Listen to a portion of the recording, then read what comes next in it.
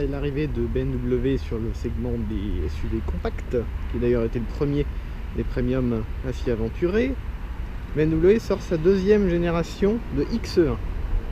6 ans après le premier, apparu en 2009, et vendu à près de 730 000 exemplaires quand même, ce qui est plutôt pas mal, pour une voiture qui est souvent principalement vendue en Europe.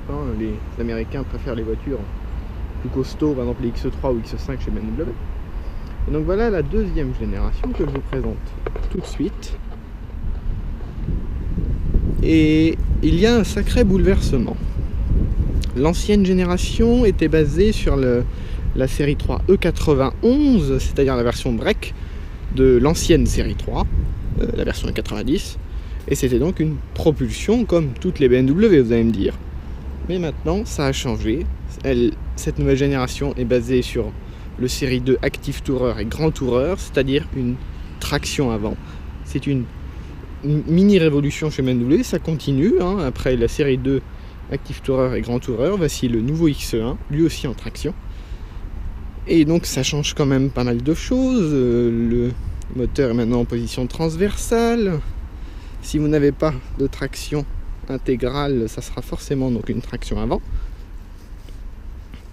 Voilà, je vous le montre. C'est comme l'ancien, c'est l'arrière que je trouve le moins réussi, mais il passe mieux que l'ancien, je trouve. Il reste agréable à regarder. Là où j'aime pas, vous savez, le nouveau série 2 Active Tourer et Grand Tourer, je trouve que ce XE1 reste agréable, et surtout de l'avant. Il adopte les nouveaux codes stylistiques BMW, bien sûr. Les naseaux plus gros et plus larges. Les phares qui étonnamment ne rejoignent pas la calandre, comme sur le série 2 Active Tourer également d'ailleurs. Ouais, le profil est lancé, il reste agréable face à un Q3 qui devrait bientôt être remplacé. Je le trouve joli. C'est une proposition intéressante. Ça commence pour l'instant à 150 chevaux en diesel pour aller jusqu'à 231, donc ça couvre une large palette de motorisation. Et bien sûr des essences également, jusqu'à 235 chevaux.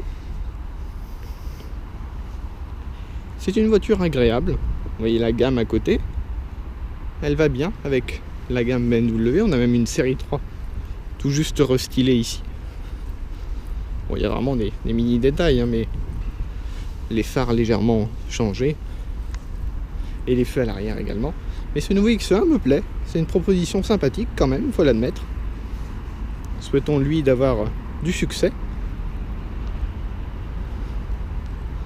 Face à un Q3 vieillissant qui devrait, mine de rien, toutefois bientôt être remplacé, et un GLA qui fait plus petit, ce nouveau XE1, 4,44 m, 4 cm de moins que l'ancien, il peut créer la surprise chez BMW.